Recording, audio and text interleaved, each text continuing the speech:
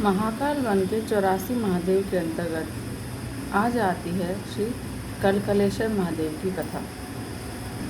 मान्यता के अनुसार श्री कलकलेश्वर महादेव के दर्शन, पूजन और अभिषेक करने से पति पत्नी का कलह और मन मुटाव खत्म होता है। पौराणिक कथाओं के अनुसार एक बार माँ पार्वती मंडप में मातृकाओं के साथ बैठी थी। उनके मध्य बैठी हुई वह कृष्ण वर्ण की दिखाई दे रही थी। तब भगवान शंकर ने कहा, हे महाकाली, तुम मेरे पास आकर बैठो।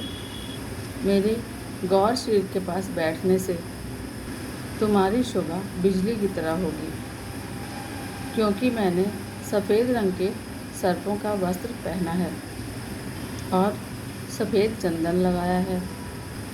तुम रात्रि के समान काली अगर मेरे पास बैठोगी तो मुझे नज़र नहीं लगेगी। इस पर माँ पार्वती रुष्ट हो गई। उन्होंने कहा, आपने जब नारद जी को मेरे पिताजी के पास मुझसे विवाह करने के लिए भेजा था, तब क्या आपने मेरा रूप नहीं देखा था?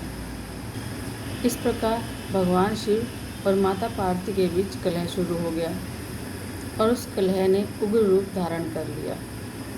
कलह बढ़ने से तीनों लोकों में प्राकृतिक विपत्तियां उत्पन्न होने लगी।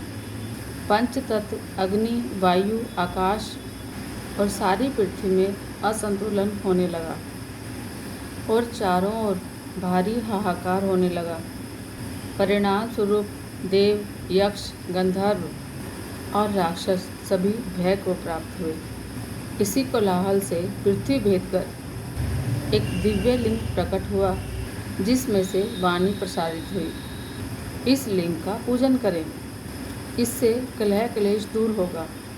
तब देवताओं ने उस लिंग का पूजन किया, जिसके फलस्वरूप माँ पार्वती का क्रोध शांत हुआ और तीनों लोकों में पुनः शांति स्थापित हो गई।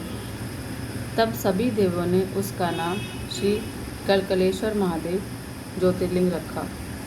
मान्यता के अनुसार श्री कलकलेश्वर महादेव के दर्शन करने वाले कलह क्लेश से मुक्ति पाते हैं, गृह शांति बनी रहती है। ऐसा माना जाता है कि यहाँ दर्शन करने से व्याधि, सर्प और अग्नि जैसे भय दूर हो जाते हैं। यहाँ दर्शन 12 मास में कभी भी किए जा सकते हैं, लेकिन श्रावण मास और चतुर्दशी के दिन दर्शन का विशेष महत्व माना गया है।